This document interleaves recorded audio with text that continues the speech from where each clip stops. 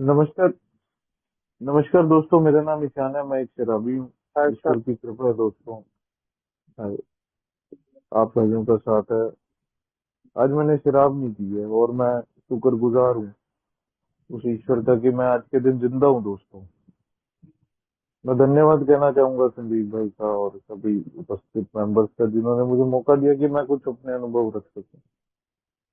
तो आज का जो टॉपिक दिया गया वो मुझे ये दिया गया कि यार आज मेरे जीवन में ये 12 स्टेप्स तो करना मुझे क्यों जरूरी है, बेसिकली, है ना। तो जो मैंने अब तक सीखा है या मुझे बताया गया है वो मैं अपना एक्सपीरियंस जो भी मेरा है पर्सनली मैं रखता हूँ।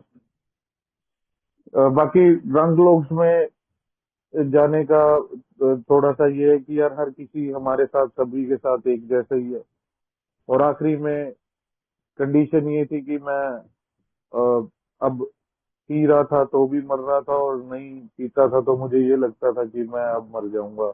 इसलिए मेरी जो वो पहले घूंट से जो दूरी है ना वो मैं बना नहीं पा रहा था, क्योंकि मैं ये समझने लग गया था कि मेरे दिमाग में कि अगर मैं वो पहला घूंट ले लूंगा तो मुझे थोड़े से जो असल में होता क्या था, वो सुबह पहला घूंट लेते ही मेरा शरीर जो है वो कांपना बंद करता था और मुझे एक रिलीफ महसूस होता था और मैं फिर दोबारा उसी चक्रव्यूह में जाके फंसता था। वो यहाँ पर बिल डब्ल्यू ने इसको होपलेस केस बोला, निराश निराश शराबी हो चुका था मैं। निराश का मतलब वहां पर बिल डब्ल्यू ने ये नहीं कहा कि मैं कोई उदास होता, ऐसा नहीं। निराश ये था कि ना मैं छोड़ पा रहा था और ना मैं पी पा रहा था। ये मेरी स्थिति थी, क्योंकि अब ये मेरे बस से बाहर की बात हुई। अब ये जो 12 कदमों का कार्यक्रम मेरे को अपने जीवन में क्यों करना जरूरी है, अभी लास्ट मेंबर ने बहुत अच्छे से शेयर भी किया इस बात को कि ना, ये जो अब होता क्या था मेरे जैसे शराबी के अंदर, वो कहता है कि एक बहुत बड़ी सनक थी। वो सनक क्या थी? वो सनक ये थी कि मैं दूसरों को जब सुरक्षित पीते हुए देखता था ना, कि यार ये बंदा यार 2 पैग लगा रहा है, 3 पैग लगा रहा है, ये भी तो घर जा पा रहा है ना। हाँ, तो मैं क्यों नहीं जा सकता? मेरी सनक ये थी कि मैं इसको, इस शराब को, इस शराब का सेवन कभी ना कभी सुरक्षित रूप से कर सकूंगा। कभी ना कभी यार मैं इस बाजी में जीत जाऊंगा, इस गेम में जीत जाऊंगा। मैं भी एक काम करता हूँ, अगर वो क्वार्टर पी रहा है तो मैं एक बीयर पीता हूँ और पी कर घर जाता हूँ। या फिर मेरे अलग अलग मैंने बहाने लगाने शुरू कर दिए थे, अलग अलग मोड्स हो गए थे मेरे, कि आज मैं फ्रूट के साथ पीऊंगा, आज मैं पनीर के साथ पीऊंगा, आज मैं सेब के साथ पीऊंगा। तो ये मैंने सब करके देख लिया, लेकिन अल्टीमेटली रिजल्ट फिर वही था, one more action one Mohr failure. हो यही रहा था, मैं एक्शन कर रहा था, मैं नहीं रुक पा रहा था और मैं फिर फेल हो रहा था। अब ये जो बार बार बार बार जो हो रहा था, इससे मैं और तंग आ चुका था। अब मेरी मानसिक स्थिति और बिगड़ने लग गई थी। ऑलमोस्ट मैं पागल घोषित हो चुका था। अजीब मेरी हरकतें हो चुकी थी। फिजिकली मैं बिल्कुल खत्म हो चुका था। समाज मुझे पूछता नहीं था। ठीक है। फाइनेंशियली मैं जीरो हो चुका था, हर तरीके से मैं खत्म हो चुका। तो अभी करना क्या? There is a solution. इसका एक ही समाधान है, वहां पर उन्होंने मेंशन किया है। क्या समाधान है यार? वो ये क्या क्या चल रहा है यार? ये बार बार बार बार, कभी मैं छोड़ रहा हूँ, कभी मैं पी रहा हूँ। मैं दूर क्यों नहीं रह पा रहा? समस्या कहाँ है?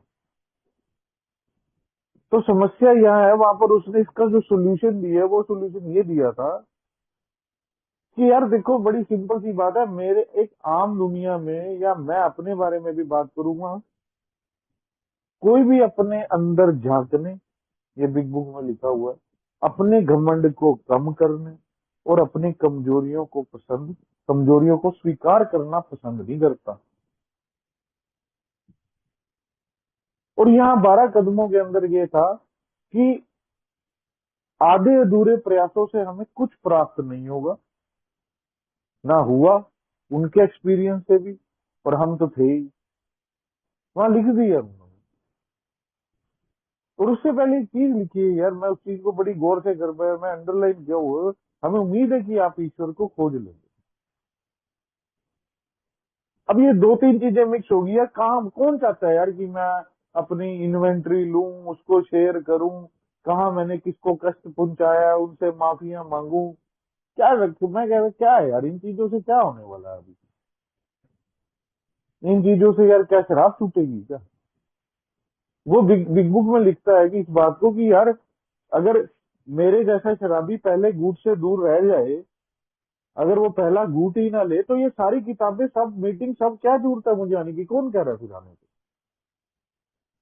ये जो किताबी नॉलेज है मुझे लेने की क्या जरूरत है? अगर मैं पहला घूंट ही नहीं पीऊंगा तो सीधी सी बात है, वो फिजिकल एनर्जी एक्टिवेट होने ही नहीं वाली है, और मैं वो निरंतर जड़ी के अंदर जाने ही नहीं वाला हूँ, मैं उस चक्कर में फंसने ही नहीं वाला हूँ।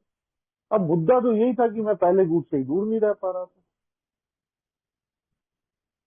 तो वो सीधी सी बात है, मेरे पास वो शक्ति नहीं थी जो मुझे आग में हाथ डालने से रोक सके। Lack of power is my dilemma. अब वो शक्ति की मुझे जरूरत थी, क्योंकि जहां पर मैं पहुंच चुका था, वहां से कोई भी इंसानी ताकत मुझे वापस नहीं ला सकती थी। बड़ा क्लियर है ये, इसमें कोई दो राय नहीं। हम लोग जितने भी है, we are the dead man walking on the street. एक मरा हुआ इंसान, एक मुर्दा सड़क पर चल रहा है, इसमें कोई दो राय नहीं है। मैं अपने केस की बात करूंगा तो मेरे पास इसमें इसमें कोई शक नहीं है मुझे। अभी ये चमत्कार कैसे हो गया? अब यहाँ पर ये 12 कदमों का रोल प्ले होता है यार। शराब तो वो कह रहा है कि शराब छोड़ना तो एक शुरुआत है, आगे क्या, आगे कैसे? ये जो मेरे जीवन के अंदर जो खलबलियां मची हुई हैं, ये जो मेरी अंदरूनी लड़ाइयां चल रही हैं, मुझे शांति नहीं है, मुझे खुन्नसे हैं दूसरों के प्रति, जिसको देख देख के मैं ये करता हूँ, मैं अभी आया 2 मिनट रुक तू, क्वार्टर पी के। ये चीजें कहाँ जाएंगी? यही तो मुझे उकसा रही है। शक्ति की कमी ही मेरी दुविधा थी, अब मुझे उस शक्ति को ढूंढना था। इसलिए वहां पर उसने लिख दिया कि हमें उम्मीद है कि आप ईश्वर को खोज लोगे। अब जिस बंदे को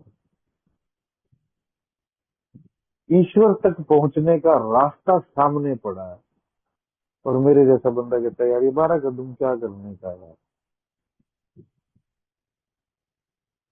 दुनिया उसे ढूंढने पता नहीं कहाँ कहाँ जाती है,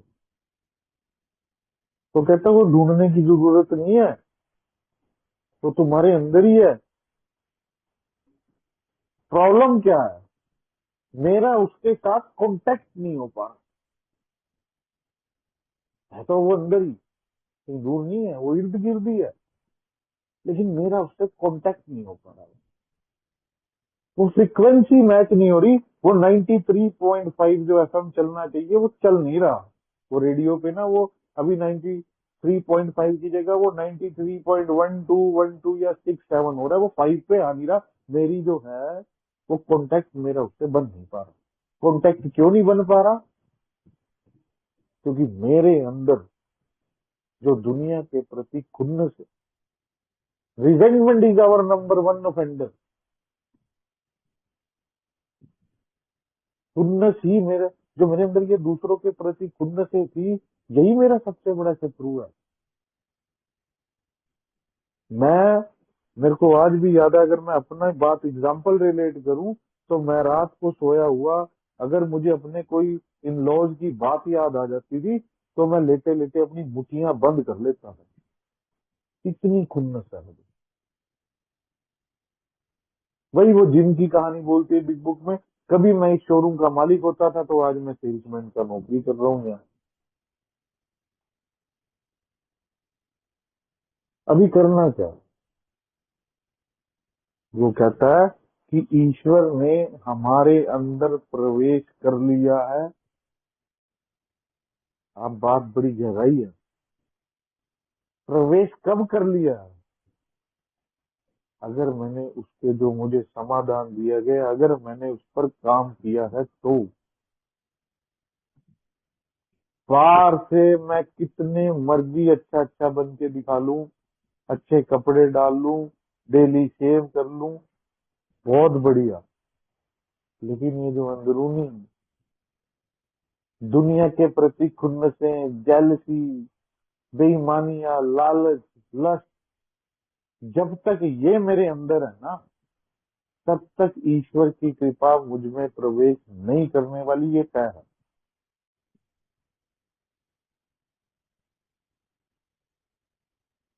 अभी रोलैंड हैजर्ड जो था, रोलैंड हैजर्ड के पास पैसा अच्छा था तो वो स्विट्जरलैंड गया, जो हमारे सबसे बड़े सेक्रेटरी रहे हैं कार्ल जुंग के पास।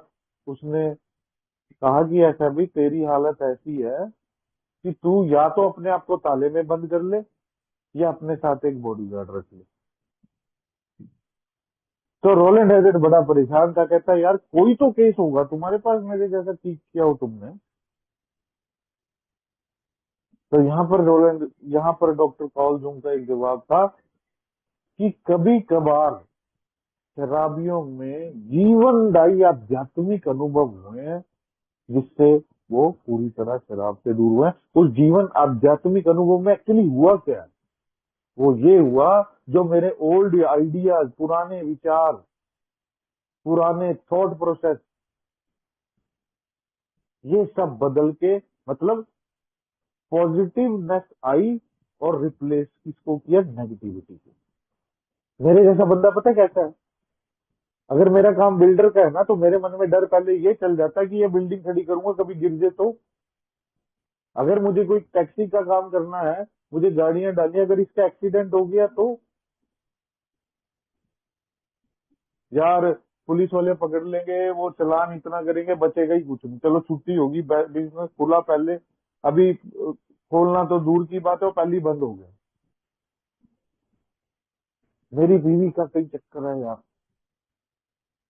क्योंकि आजकल मैं देख रहा हूँ उसको ऐसे ऐसे ऐसे नोटिस, क्योंकि मैंने करा क्या है असल में? मैंने ये किया कि मैंने इस जीवन को अपने अनुसार चलाने की कोशिश की है। ये मैं सबसे बड़े भ्रम में हूँ।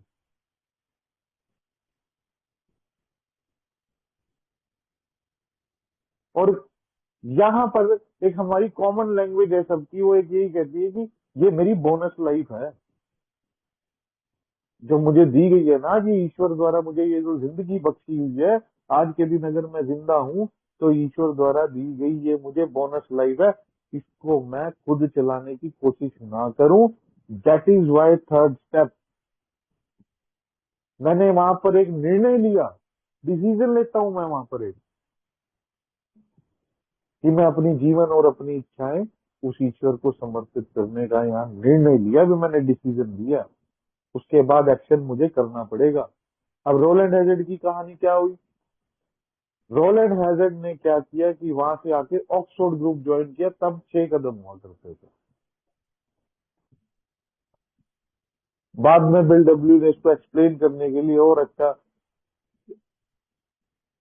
सिंपल बनाने के लिए इनको 12 स्टेप्स किया।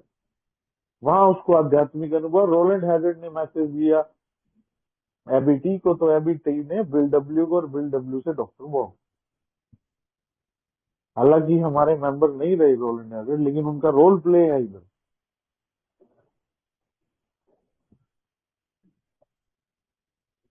अब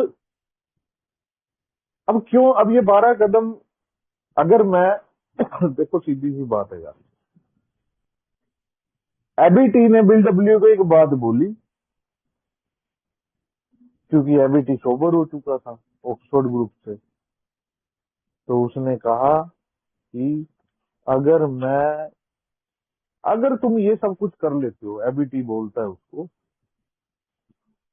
बिल डब्ल्यू को, आखिरी जब लास्ट में उसने सारा कुछ बता दिया, तो वो बिल डब्ल्यू को बोलता है अगर तुम ये सब कुछ कर लेते हो, ये 12 कदमों के बारे में बात कर रहे हैं हम लोग, तो तुम्हारा ईश्वर के साथ एक नया संबंध स्थापित हो जाएगा,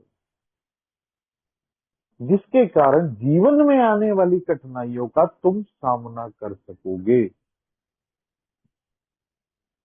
क्लियर, उसने शराब का नाम नहीं लिया, यहां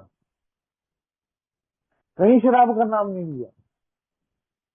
जीवन में आने वाली कठिनाइयों का तुम सामना कर सकोगे। और दूसरी जगह उसने ये कहा, अगर तुम ये सब कुछ नहीं करते हो या किसी तरह किसी कारण तुम असफल रह जाते हो, तो ये भी बड़ी निश्चित तौर पे लिखा है उसने, तो तुम्हारा जीवन के अंदर समस्याओं से सामना करने का ताकत तुम्हारे में नहीं होने वाला।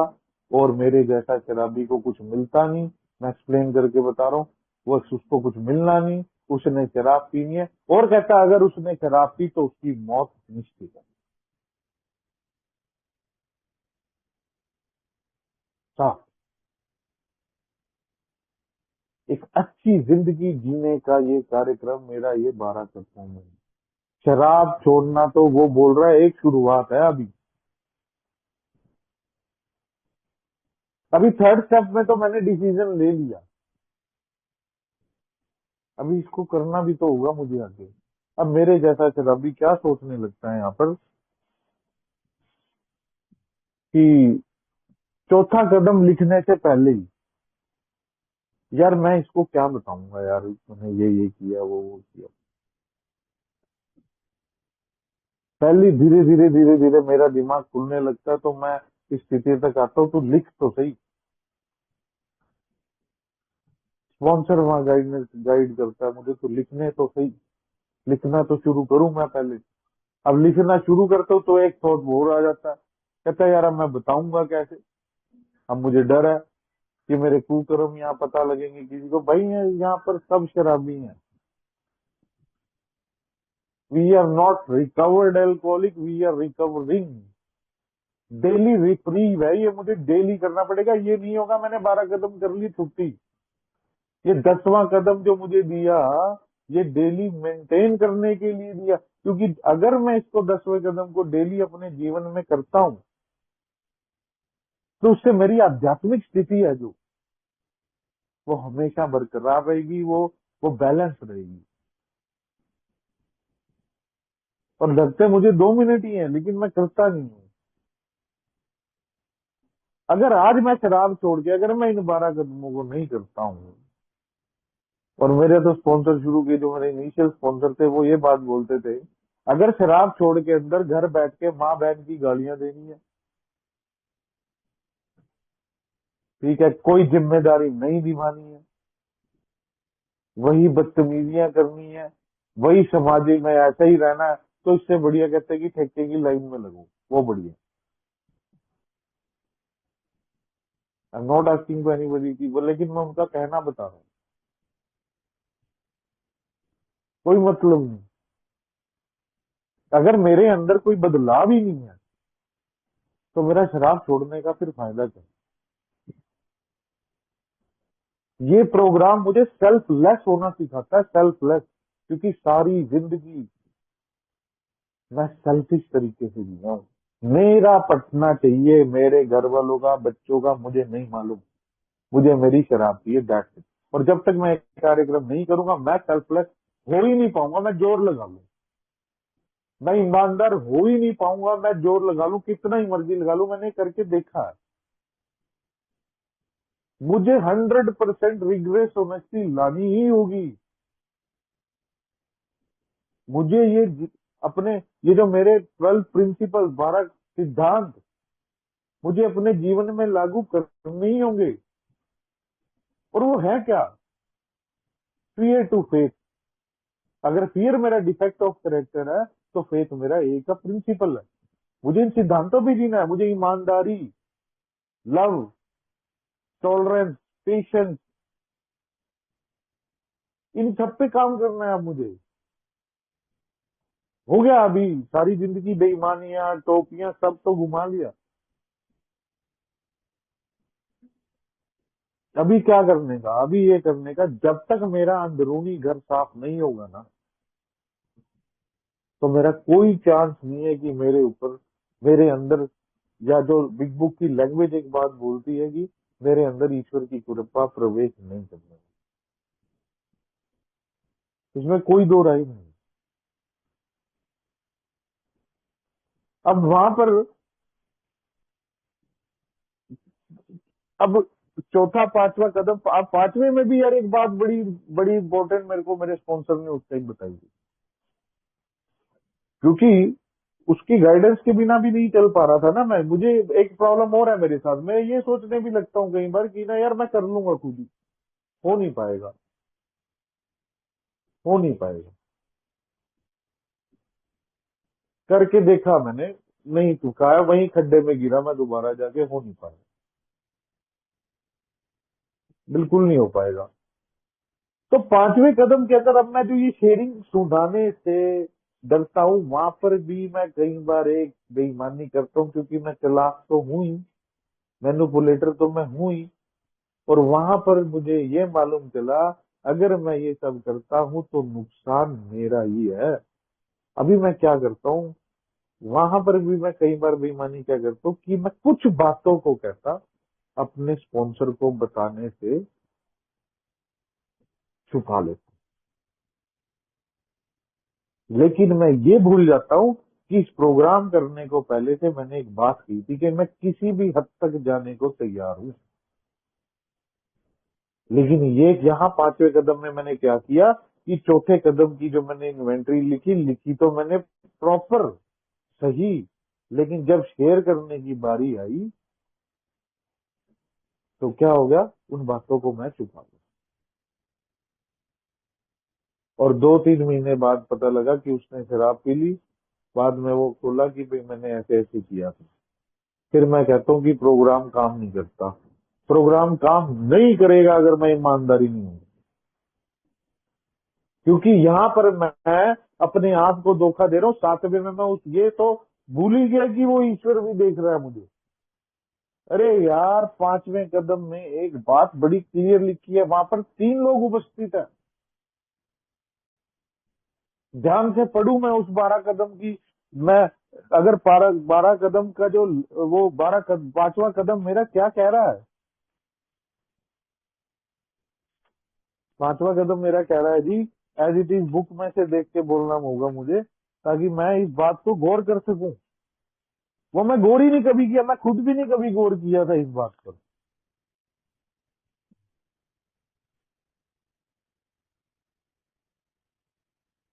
ओहो, संदीप भाई आपके पास होगा यार, एक बार खोलोगे आप थोड़ा सा। हाँ, कदम नंबर 5। हाँ, थोड़ा धीरे से, हाँ। हाँ। लो मेरे को मिला, रुको।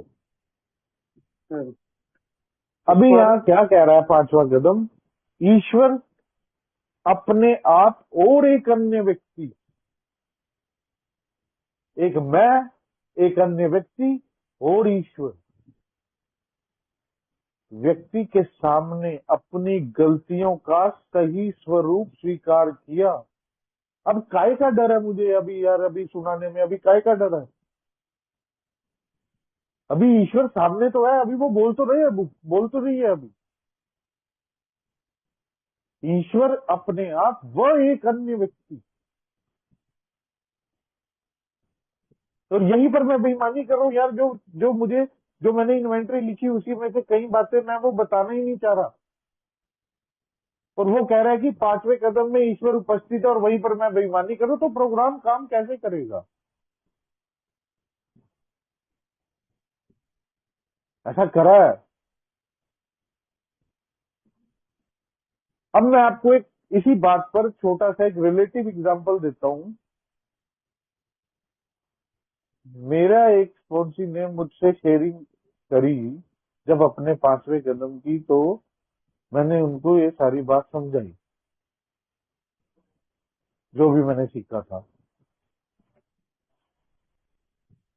क्या हुआ कि उसने शेयरिंग खत्म करके वो 5 मिनट चुप हो गया। तो मैंने कहा क्या हो गया, हो जाता है शेयरिंग करने के बाद 5वां कदम, क्योंकि आध्यात्मिक अनुभव आपको 5वें कदम से होना, आध्यात्मिक अनुभव आपको होना शुरू होता है, इसमें कोई दो राय नहीं है भाई। तो मुझे ये नहीं लगा कि क्योंकि वो मेरे सामने नहीं था, तो मुझे ये नहीं लगा कि इसको कुछ ऐसा कुछ स्पिरिचुअल एक्सपीरियंस हुआ या कुछ भी, लेकिन वो हुआ। वो कैसे हुआ कि उसने कहा कि मैं आपको एक बात बताना नहीं चाह रहा था। मैंने कहा अच्छा आप बता दो। कहते नहीं, वो बातों बातों में जाने अनजाने मुझे नहीं पता, वो बात मैं कह चुका हूं। एक बात को मैं छुपाए रखना चाहता था, और फिर उसने मुझे वो बात भी बताई कि ये बात मैं आपको बताना नहीं चाह रहा। हालांकि अब यहाँ देखो, आप ये भी अब क्या कहेंगे, इसको एक मिरेकल ही तो कहेंगे यार, एक स्पिरिचुअल एक्सपीरियंस ही तो कहेंगे। जो बात वो बंदा बताना ही नहीं चाह रहा था, वो बात वो बोल चुका और मैं सुन चुका। अगर मैंने सुन लिया तो वो ईश्वर ने तो सुन ही लिया, क्योंकि वो भी उपस्थित है वहां। अभी क्या मजे की बात है, उसके बाद कितना सुकून होगा, आप सोचो समझो इस बात। अभी मैं इन चीजों को मानता ही नहीं, लेकिन ये एक्चुअल पोजीशन है, ये ईश्वर को खोजने का रास्ता ही है।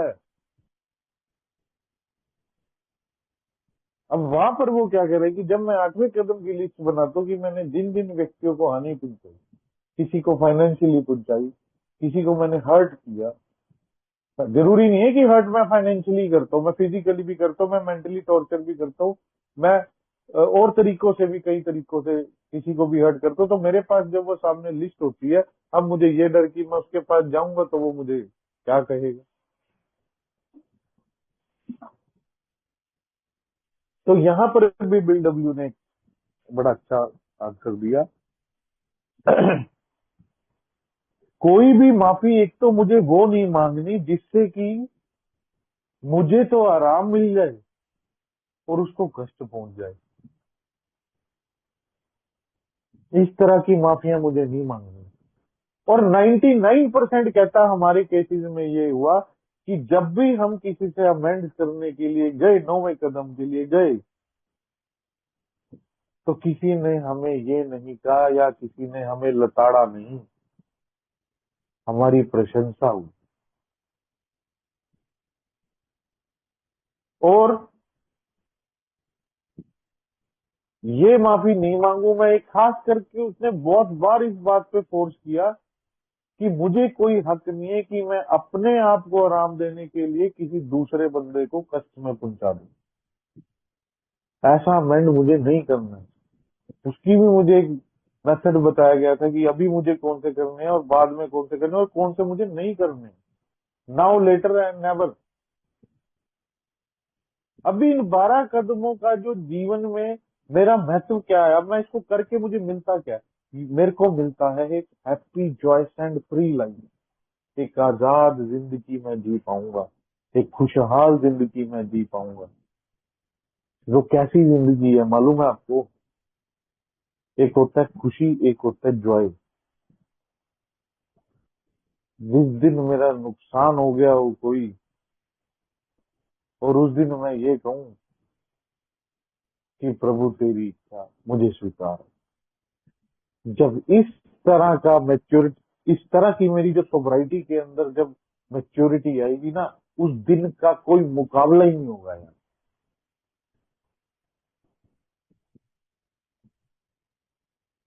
मेरे शरीर पे कोई कष्ट आया और मैं उसको कहूं प्रभु बस तू मुझे इस कष्ट को स्वीकार करने की हिम्मत देना।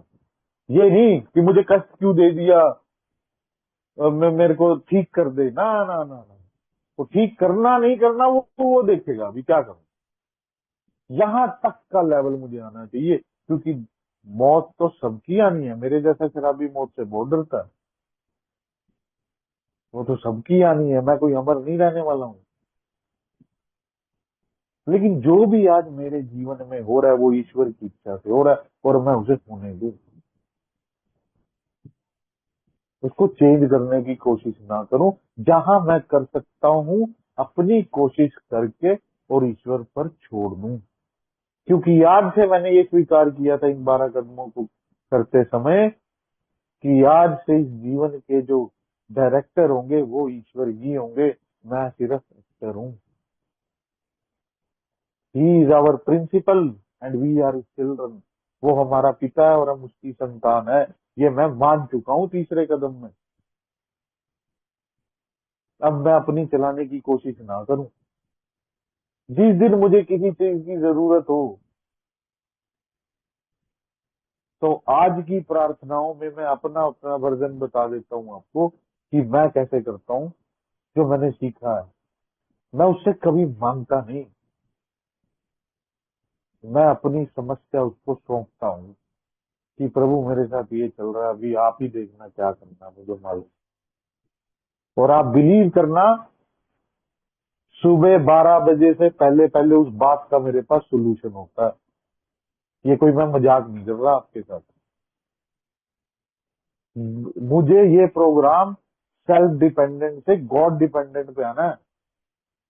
ईश्वरीय निर्भरता, अगर आज मेरी डिपेंडेंसी है तो उस ईश्वर पे होनी चाहिए, किसी इंसान पे नहीं। इंसान एक जरिया है, लेकिन जो आपके अंदर जो आत्मा आपकी बोले वो ये बोले कि नहीं यार मेरा ईश्वर है, मुझे देख लेगा यार। अगर मैं किसी कष्ट में भी हूं तो मेरा ईश्वर मुझे देख लेगा यार, नो प्रॉब्लम।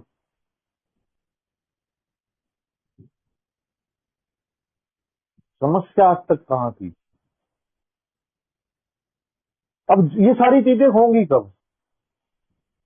अब हमारी ये भी तो बात है ना, अब ये सारी चीजें होंगी तभी जब मैं उसको ढूंढने की प्रक्रिया को फॉलो करूंगा। लव, पेशेंस, टॉलरेंस लाऊंगा, ह्यूमिलिटी लाऊंगा, सेल्फलेस होके जीऊंगा, बिना जेलसी के जीऊंगा। अगर आज किसी ने नई गाड़ी ली है तो मैं उसके लिए प्रार्थना करूं, प्रभु प्रभु तेरा शुक्र है तूने उसको अच्छा गाड़ी दिया और उसकी इतनी तरक्की हो कि वो इससे भी बड़ी गाड़ी है। देखो फिर मजा यार आप जीवन का। अभी उससे पहले क्या था? गाड़ी ले आया, वो किस्त कहाँ से देगा? अरे यार उसको देनी है यार, तुझे थोड़ी देनी है।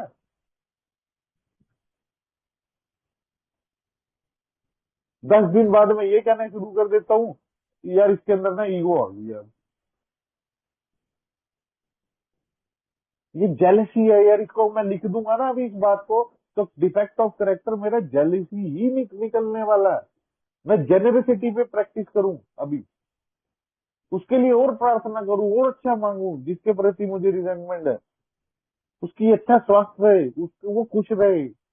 कभी जीवन ऐसा जिया नहीं है, कभी ऐसी प्रार्थनाएं मुझे निकली नहीं है। हाय मेरा, मुझे मेरा, मैं और मेरा, मैं और मेरा, मुझे ये मिल जाए, मुझे बंगला मिल जाए, गाड़ी मिल जाए, इस दुनिया की सारे सुख मुझे ही प्रदान हो, मैं कहीं सेटिस्फाई नहीं हूँ। छोटी नौकरी है तो हुई नहीं, बड़ी है तो उसमें भी नहीं। अभी मुझे ये दे दो वो दे दो, कुछ नहीं, अपना कर्म करूं और ईश्वर पर छोड़ दूं। 100% देगा वो, आपको क्या डाउट है अभी? जब उसने जीवन ही दे दिया है यार, अब ये क्या चीजें हैं? ये गाड़ी बंगला घोड़ी, अभी ये क्या है यार? ये क्या चीज है यार? अब मैं, प्रॉब्लम एक और है, यहाँ समस्या एक और है। वो समस्या ये है कि ऐसी बात कई बार जब हम नॉन अल्कोहलिक जगह कर देते हैं, कई बार मुंह से निकल जाता है करनी हमें चाहिए नहीं, तो दुनिया सोचती है ये पागल है, समझने दो, छोड़ दो। वैसे हमें करनी नहीं चाहिए, लेकिन कई बार मुंह से ये बात निकल जाती है। तो यही बात फिर दोबारा वही मैं रिपीट कर रहा हूँ, कोई नहीं चाहेगा ये सब करना, लेकिन ये मेरे को करना पड़ेगा अगर मुझे जिंदा रहना है। बात यहाँ है, बाहर का आदमी नहीं करना चाहेगा इन चीजों को, और मुझे, मैं भी करना तो मैं भी नहीं चाहता, लेकिन मुझे करना पड़ेगा। अब कहता कि दो रास्ते रह गए अब तुम्हारे पास। अब यहाँ पर सोल्यूशन में उसने आखिरी में बताया, अब दो रास्ते, या तो शराबियों के अंतहीन जुलूस में निकल जाऊं मैं, शराब पी पी के अपनी जिंदगी खत्म कर लूं और अंतहीन जुलूस में चला जाऊं, और या फिर मैं आध्यात्मिक सहायता को स्वीकार कर लूं। तो वो जो शुरू के 100 अल्कोहलिक बोले गए हैं, उन्होंने आध्यात्मिक सहायता को स्वीकार करते हुए यह एक्सपीरियंस लिया।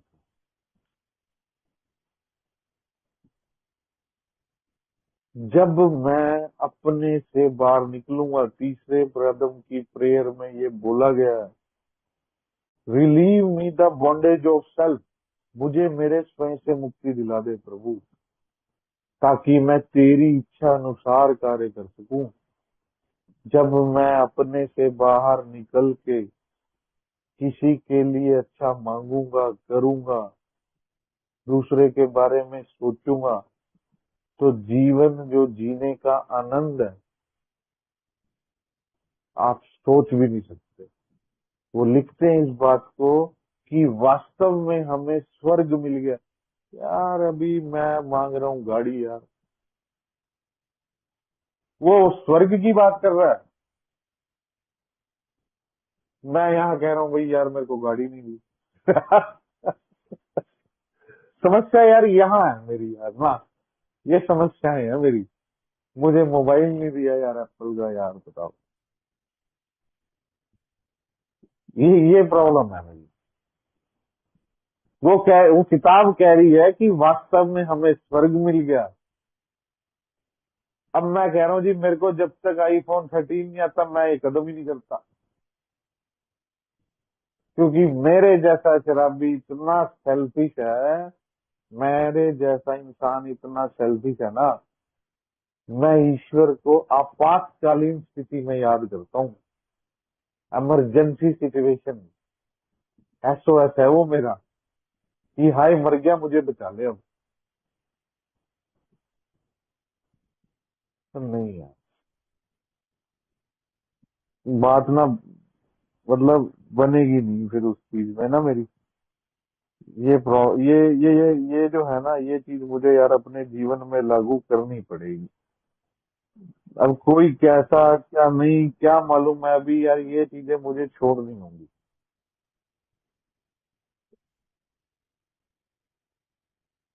बाकी धन्यवाद, मैं सभी भाइयों का शुक्रिया करता हूँ कि जो मेरे पास था मैंने दिया यार। बाकी थैंक यू संदीप भाई, और सभी भाइयों को मैं धन्यवाद करता हूँ।